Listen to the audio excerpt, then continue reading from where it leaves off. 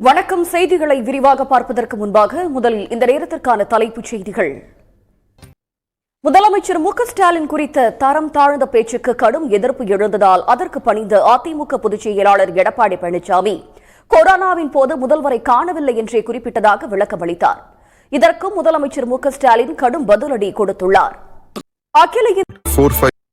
அகில இந்திய காங்கிரஸ் கட்சியும் அதன் தலைவர்களும் திமுக கூட்டணியுடன் இருப்பதாக கர்நாடக துணை முதல்வர் டி.கே. சிவக்குமார் தாவேக தலைவர் விஜய்க்கு பதிலடி கொடுத்துள்ளார். கட்சி தொடங்கி ஓரிரு வருடத்திலேயே வெற்றியை அறுவடை செய்திட முடியாது என்றும் விஜய்க்கு அறிவுரை கூறியுள்ளார். தமிழ்நாடு சட்டமன்ற தேர்தலில் பாஜக வேரோடு வீழ்த்தப்படும் என்று முதலமைச்சர் மு.க.ஸ்டாலின் உறுதிபட தெரிவித்துள்ளார்.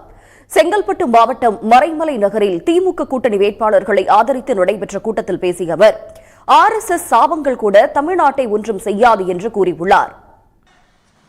செய்திகளில் தொடர்வது சிறிய இடைவேளை. தொகுதி மறுவரையறை மூலமாக மோடி அரசு இந்திய நாடாளுமன்றத்தின் அடிப்படை கட்டமைப்புகளை திட்டமிட்டு அழித்து வருவதாக முதலமைச்சர் மு.க.ஸ்டாலின் குற்றம் சாட்டியுள்ளார். ஜோலார்பேட்டை அதிமுக வேட்பாளரான முன்னாள் அமைச்சர் கே.சி. வீரமணி வேட்புமனுவுக்கு எதிராக ஆட்சேபம் தெரிவிக்க வந்தவர்களை அவருடைய ஆதரவாளர்கள் சரமாரியாக தாக்குதல் நடத்திய சம்பவம் பரபரப்பை ஏற்படுத்தியுள்ளது. சிதம்பரம் அருகே கட்டப்பட்டு ஓராண்டு முடிவதற்குள் மேம்பாலம் உள்வாங்கிய நிலையில் அதன் அருகே குடியிருந்த மக்கள் வீடுகளை இழந்து தவித்து வருகின்றனர். இனி முக்கிய நிகழ்வுகளை விறுவிறு செய்திகளாக காண்போம். செய்திகளில் தொடர்வது சிறிய இடைவேளை. திமுகவை விமர்சித்து பேசினால் மட்டுமே தன்னை பற்றிய செய்தி ஊடகங்களில் வரும் என்று தாவேக தலைவர் விஜய் திமுகவை மட்டுமே குறிவைத்து பேசி வருவதாக அமைச்சர் கே.என். நேரு தெரிவித்திருக்கிறார். தஞ்சையில் செய்தியாளர்கள் மத்தியில் பேசிய அவர் அதிமுக பாஜகவை பற்றி விஜய் விமர்சிக்கவில்லை என்றும் கூறினார்.